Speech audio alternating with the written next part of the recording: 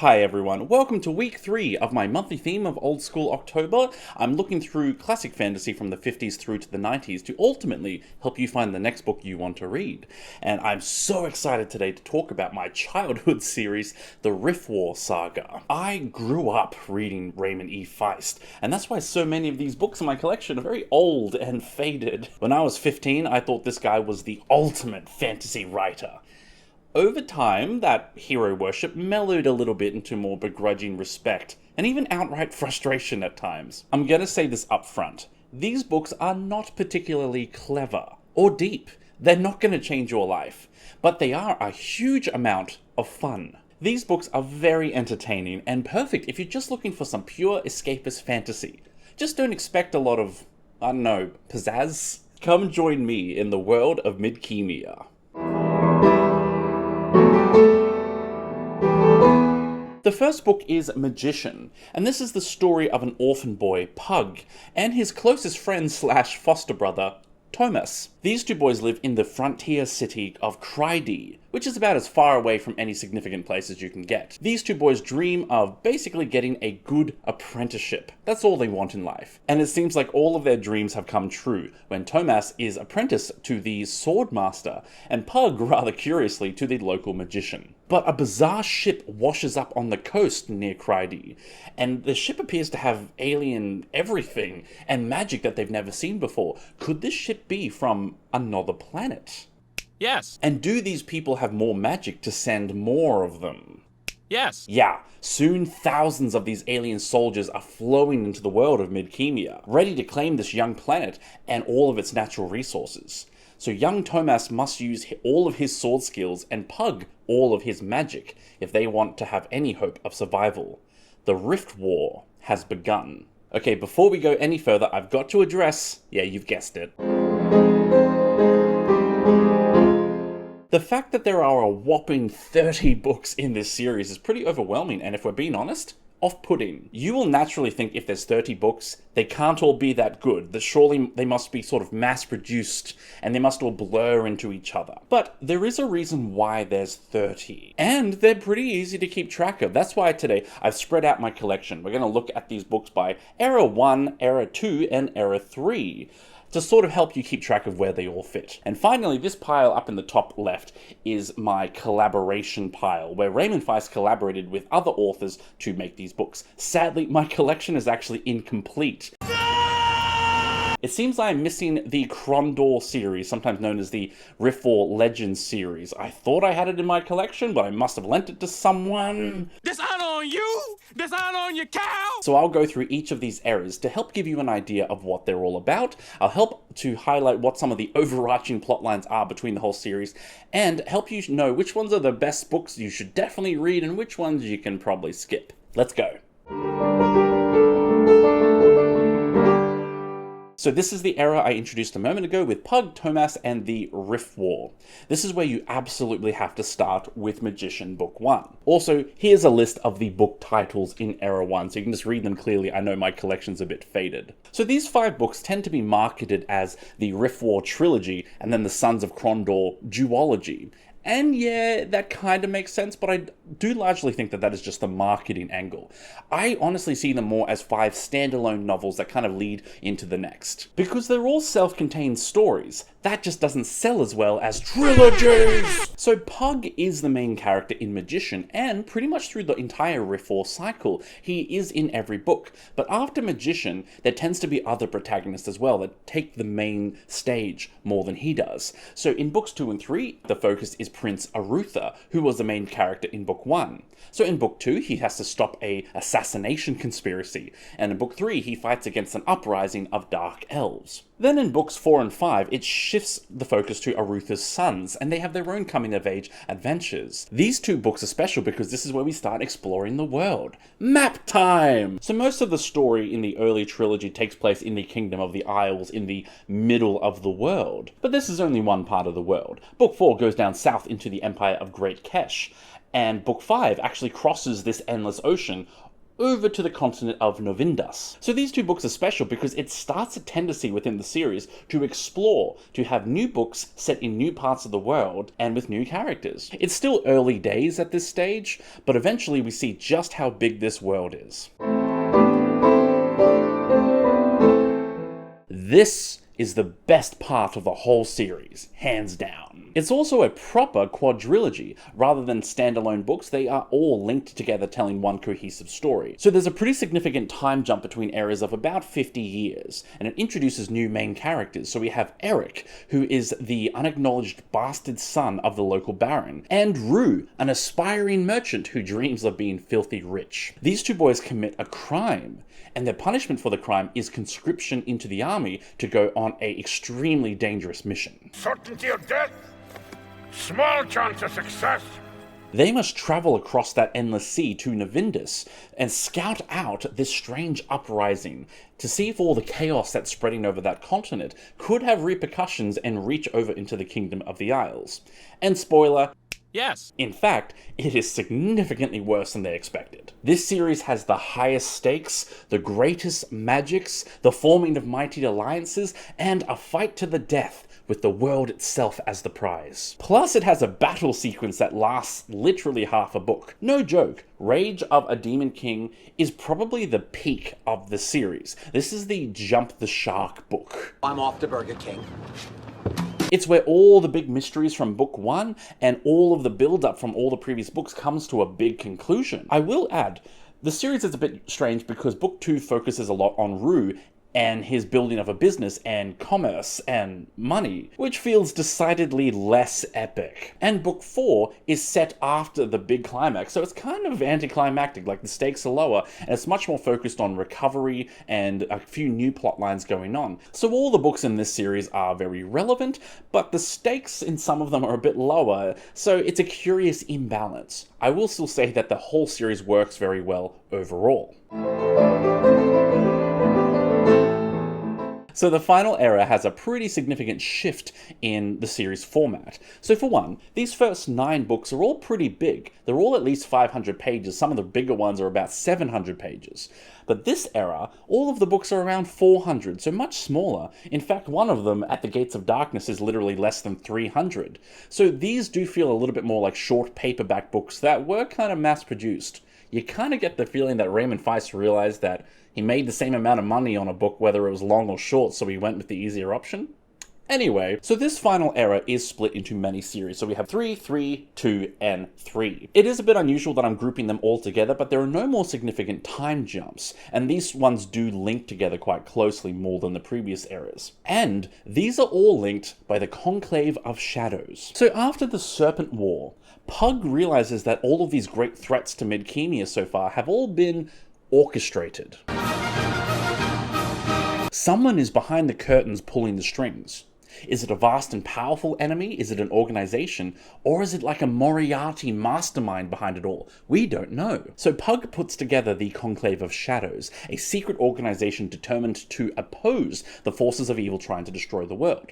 So many of these series will introduce new protagonists who, spoiler, end up getting recruited into the Conclave and joining the cause. This era does a lot of exploration into other territories within Midkemia. So Talon of the Silver Hawk goes way out into the east, beyond the Kingdom of the Isles, where we've never been before. The Demon War duology spends a lot of time in the far south, beyond Great Kesh. There are a lot of new mysteries in this era, and a lot of new secret plots as well. So if you look at this list here with the names of all of the titles clearly stated, you'll notice that they are distinguished by several wars. The Dark War, Demon War, and Chaos War. So these are major attempts to destroy the world that the Conclave of Shadows get involved in trying to stop them. Although it is a little bit rich calling them wars. It's a little bit like Age of Ultron, where the Age of Ultron takes place over like 3 days. So a more accurate title is like the midweek of Ultron. In the same way, the Demon War is more like Inconvenient Friday. That said, of particular note in this era is the book Wrath of a Mad God. It's the only other book in the whole series that rivals the scale and epicness of Rage of the Demon King. A lot of long-term mysteries are finally revealed, and the scale of the conflict spreads across entire planets. It is the highlight of Era 3. Now, the whole concept of the Conclave of Shadows sounds really good on paper, but I have to warn you, this era gets compared a lot to the slog of the Wheel of Time, and that's kind of fair. Many of these books are just less epic, less fun. I think this era suffers a lot for being compared to the eras before, which were on a much bigger scale. Remember, people read Feist for the sheer fun and the big fantasy concepts. You want the big spectacle and wonder of the fantasy genre, yet a lot of these stories are smaller in scale, almost mundane. I remember reading them and thinking, when is Pug gonna show up and just throw some magic around? One thing I will say, even though this era is the longest era, I do think each book is successfully unique. Despite there being 30 books, they all have unique plots. There's no rehash plotlines, no copy-paste stories. Feist has clearly set out to make each story unique and add something new, and that is one of the reasons why it is still so entertaining all the way through Era 3 as well. Also, this era has the final novel, Magician's End. While I do think Era 3 is overall weaker, this is a suitably strong final novel that does successfully wrap up the series with a flourish. And I'll just point out here, I did get this one signed by the author himself. One thing to note, all three of these eras can be read quite easily in that order. So this is the simple part of the reading order. The tricky part is from our next section. Okay, now I can talk about the collaborations. I know some of the long-term Feist fans will be a little bit confused by the order, but trust me, I thought this was the easiest way to explain that part. There are 10 books that came out of Feist doing collaborations with other people. And yeah, fans are like, don't you mean 6? No, 10. Definitely 10. I'll explain why in a second. So the first of those is the Empire Trilogy, the big one. The Empire Trilogy was co-written by Janny Wurts. Now, Feist wrote this very early in the Riftwar cycle. In fact, he wrote his first 3 books and then immediately did the Empire Trilogy next. It occurs at the same time as Magician and even has a few scenes that overlap from other people's perspectives. And I have to hype this for you. Many fans say that the Empire Trilogy is the best part of the entire Riftwar cycle. So this trilogy is on the other world known as Kellerwan. Remember how there's the invaders that come through the Riftwar? So this is their planet, and in many ways this is the trilogy of what was happening on their end of the war. So Mara is an heir to a noble house, and she's decided to give it all up and join a convert. Except, just when she's about to say her vows and join the priesthood, she receives word that her entire family has been killed. She has to return to her now doomed royal house and play a desperate, dangerous games of politics and cat and mouse if she hopes to survive and save the thousands of staff in her employ. Mara has to play the game of the council, which is basically Game of Thrones before it was cool. She must contend with other houses, their spies, their assassins, and their ruthless desire for power. Not to mention the entire Imperial Court and the Hall of Magicians as well. This young woman, Mara, has to outsmart and outplay every last one of them. Here's a funny story, randomly. I once had a mega fan of Feist tell me to just skip the Empire Trilogy because it was boring. I've since read them and think that they are genuinely top-tier fantasy, especially for the time that they were written in. Very much like Game of Thrones, even a little bit grimdark. This trilogy is very smart and has surprising depth. So it's funny to me that it would seem boring to some fans of the series who just read for the pure fantasy entertainment. So the series is co-authored between Raymond Feist and Janny Wurts. So Raymond and Janny would take turns each writing the chapter. Raymond would write a chapter, send the email to Janny, and then the next week she would write the chapter and email it back. And fun fact, Feist got married while writing book 2, so Janny wrote more than half of that one.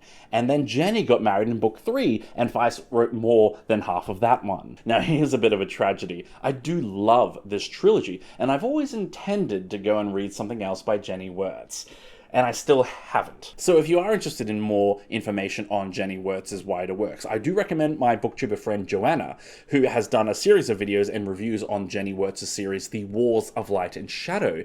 In fact, she even had a chat with Janny Wurts herself, so you can check out those if you need some tips or want a bit more of advice on that series. Also, Johanna is just lovely, about as likable as sunshine. So moving on, the next collaboration is the Legends series. So unlike the Empire trilogy, which was co-authored, these 3 books were largely written by another author, and Feist had the final say on the matter. Basically, the other authors wrote draft 1, and then Feist took it from there and did the final copy of the text. These 3 books also occurred during Era 1, and I think you're probably realizing now why there's a bit of a reading order debate. All of the collaborations occurred during Era 1, which is why they're piled up there on the top, but we'll discuss reading order in just a second. So Honored Enemy is about 2 troops on opposite sides of the Riftwar who have to band together for survival, and it's easily the best of the 3. Murder in Lamut is a crime novel. Not only is it my least favourite of the 3, but it is easily my least favourite of the entire Riftwar cycle. I know I try to be really positive on this channel, but this book is offensively bad. It starts with the line, "It was a dark and stormy night." And Jimmy the Hand is actually more like a fairy tale. It's quite whimsical. The idea is that a thief helps a stable boy to save a princess from an evil wizard. It's quite a lot of fun. So the final collaboration is the Krondor series, sometimes called the Riftwar Legacy series. So I consider these 4 to be collaborations because they were originally a game. So some game developers approached Raymond Feist in the early 90s and asked permission to write a game set within the Midkemia world. They even pitched a story to him which he approved. That game became Betrayal at Krondor. They even did a sequel a little while later called Return to Krondor. Now later, Feist liked the story so much he wrote the novelization of the story and made it canon, which is a bit iffy to me. So someone else wrote the story and then he wrote the novelization and got full credit. This series is also set in Era 1. Specifically, this one's set between the trilogy and the duology in that sort of 10-year time frame, and it focuses a lot on Jimmy the Hand, one of the fan-favorite characters from Era 1. These 4 books are very much adventurous, swashbuckling, fun hero stories, all about Jimmy going on side quests. Now, Feist wrote 3 books in the Krondor series, and he did promise 5, but he ended up cancelling books 4 and 5. You see, he was finishing the entire Riftwar series with The Magician's End. And at the time, he didn't want to finish the book and then people be like, oh, what about books 4 and 5? He wanted the final book released to be the final book. So what he did was he basically slapped together an ending in this short novella, Jimmy the Crawler. This one really is a very abrupt ending to all the loose plot threads from that series. It's very much a rushed ending, but it is an ending, and it was released the same year as Magician's End, so it does kind of wrap up the series on a whole. And that's it. That is all 30 books. So now that you know where they fit in relation to each other, let's go a little bit deeper. I mentioned earlier that these books flow into each other rather nicely. Let's discuss those plot lines that link the books, give you a bit of a big idea picture of the series. So the first big plot line is Pug. So Pug is in every book. He's either a main character, side character, or has a cameo/reference, but he's always there. Anytime Pug shows up, main plot time. Pug more or less becomes Guardian of Midkemia. It's a significant role, so he's involved in just about any sort of dangerous situation. The second overarching plot is the royal family. So the Condoin family becomes the major rulers of the Kingdom of Isles, and they often rule from the city of Krondor. So anything to do with the royal family, the throne in Krondor, relates to main plot time. In fact, most of the books have a member from this family in a protagonist role. And you'll notice reoccurring names. So for example, Duke Boric is in Book 1. Then his grandson is named after him, and Boric is a protagonist in Book 4. This sort of thing happens a lot. So there are multiple Borics, multiple Edwards, and Jameses, and Martins, etc. In fact, there's a James in almost every book in the series, to the point where it's kind of ridiculous. Seriously, Jimmy the Hand is such a favourite character from Era 1, then his grandsons are in Era 2, and then his great-grandsons are in Era 3, and they all have the exact same name and personality. It's kind of weird. Apparently every son is exactly like his father. It's such a flimsy excuse to keep the favourite character around for 200 years, but Whatever. The third big overarching plot is magic mysteries. So this happens as early as book 1, where we see a dude called Macross the Black. He's this mysterious wizard figure who does things that should be impossible. Who is this guy? What's he doing? Where did you come from? Where did you go? There's also Nacor, a trickster who can do a whole bunch of magical things even though he has no magic. He even claims there is no magic. So who is this guy who has all this power but doesn't have any power? What's his deal? And there are tons of stuff like that. Where are the lost elves? Who defeated the dragon lords in the ancient past? What are the 7 planes of heaven and the 7 planes of hell? You know, big mystery magic stuff. The fourth and final plot line of the series is the big bad guy plot line. So right from book 1, we get a glimpse of a super mega all-powerful enemy who is behind the Riftwar to some extent. As this series goes on, many of these enemies are revealed, and yet they're only a small part of the greater threat. There's always a bigger fish. Now, very slight spoilers for this plotline, because I gotta talk about it, so if you do want to avoid spoilers, skip to the next segment. But this plotline of the big bad guy starts out really interesting and ends up being utterly ridiculous. So we have the Dark Elves in Trilogy 1. Plot twist, they're being manipulated by the serpents. Then we have the Serpent War in Era 2. Plot twist, they were being manipulated by the next big power. And so on and so forth. It just keeps going. We have CD, the Dark Wizard. We have the Dark God. Then the demons. Then the Dragon Lords. Then the Dread Lords. Then the large women. Then the petite women. Then the large women again. It just never stops. Originally I was hoping for a big Sauron figure, you know, the ultimate villain. Or I was hoping for, better yet, a mastermind, a Moriarty type. But honestly, after all that hype, there really isn't a big bad guy. This plotline feels like a wild goose chase, like a manufactured cliffhanger to keep you reading the next book. Which nicely leads me to our next segment. Alright, so I like to be really positive on this channel. After all, I actually love books and I want to encourage you to read them. But Riftwar has a fair amount of critiques against it, and if I'm going to pitch this series to you, I gotta do it accurately. So, I'm just gonna smash through these 7 critiques of the Riftwar series. This might be a little depressing for long-term Feist fans, so I'm gonna do it as quick as possible. Buckle up, kids. 7 critiques of Riftwar. Number 1. It's full of fantasy tropes. So this is an extremely trope-heavy series. From plotlines to characters. The dwarves are sturdy and tough. The elves are noble and melancholy. We have the adventure trope, the revenge trope, the coming-of-age trope.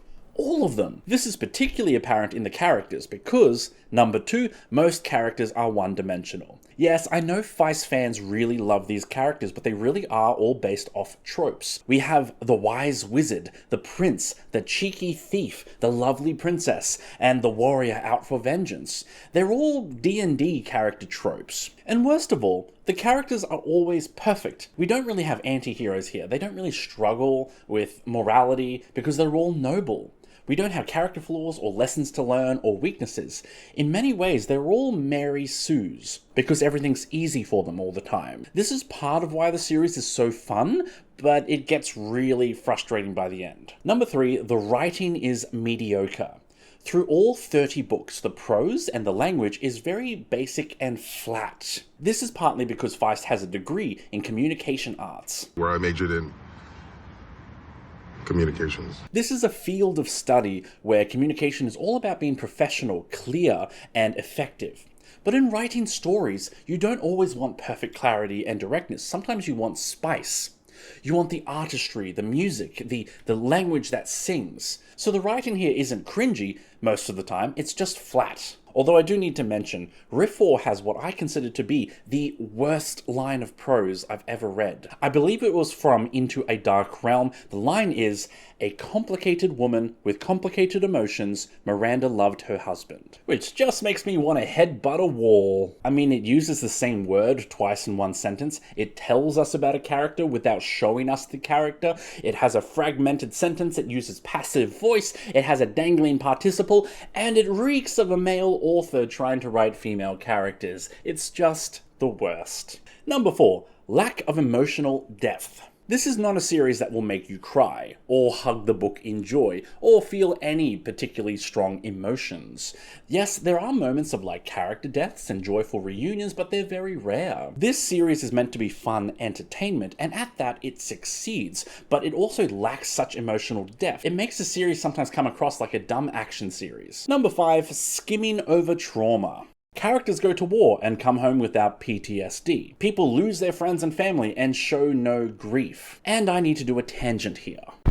There is one scene where the absence of trauma is a real crime, and I've been mad about this one for years. So you're all gonna hear about it now. Slight spoilers for the Empire trilogy. A woman has to marry a guy for political gain. Turns out her new husband is violent and abusive in the bedroom, and it's bad. Now, this woman manipulates events to cause her husband's death. Yay! And later, she takes a new lover. But when she goes to have sex with this new guy for the first time, she starts crying. The guy says, "What's wrong?"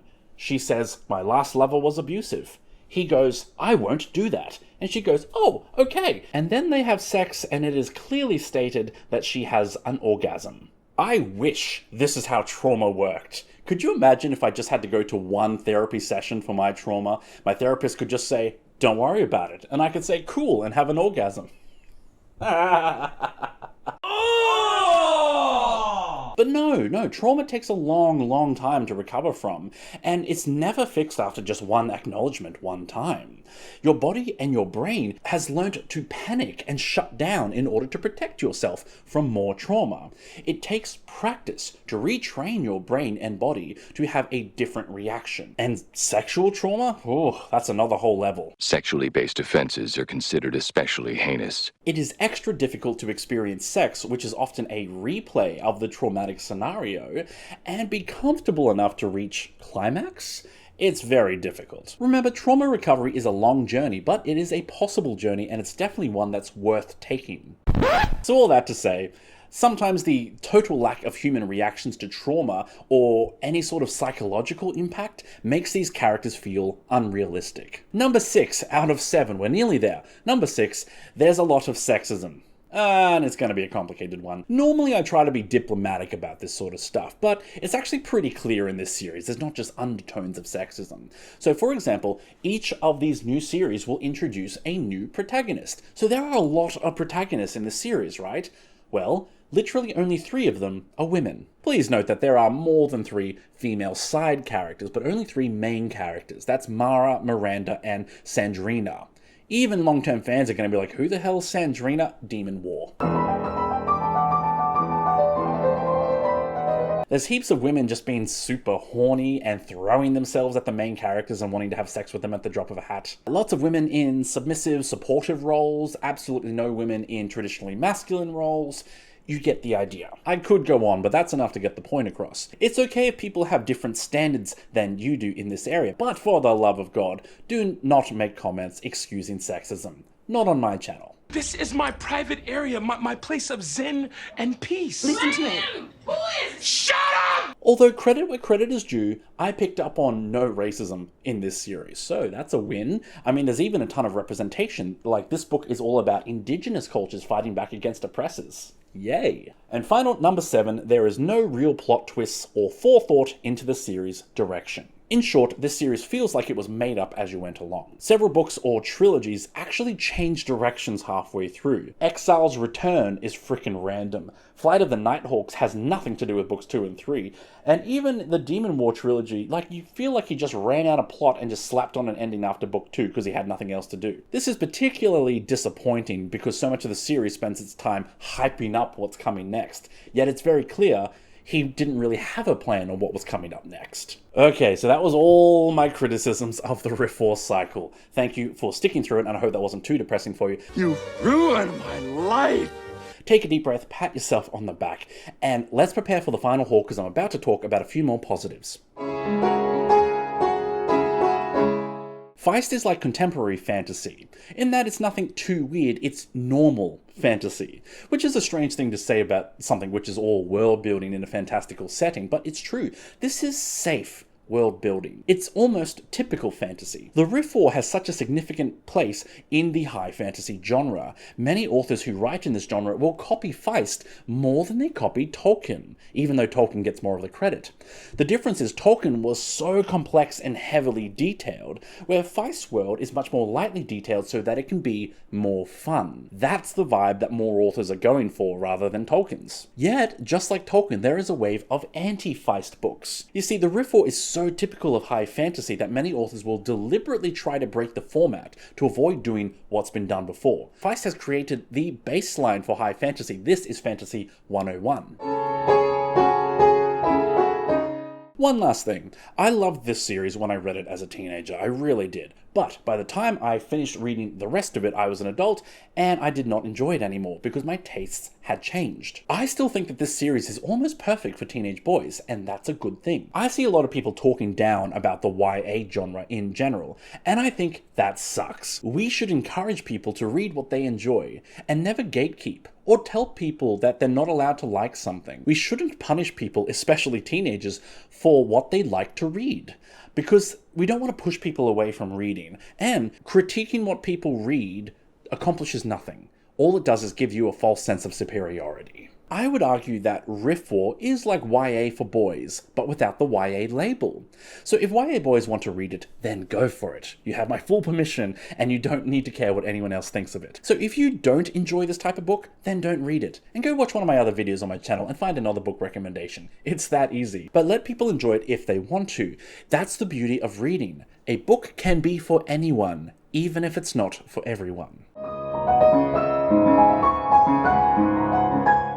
In many ways, yes, it is a good ending, but I'm not sure if Magician's End is worth the sheer amount of effort to get there. So there are multiple stopping points at various points in the series if you want to get off the bus, and many of these are worth it. Let's talk about it here.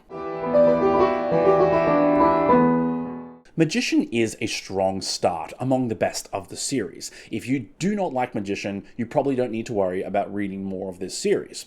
As for the reading order, you should definitely read the 3 eras in that order. That's not a question. Then read the collaborations at any point you like after Magician, because they're all from era 1 anyway.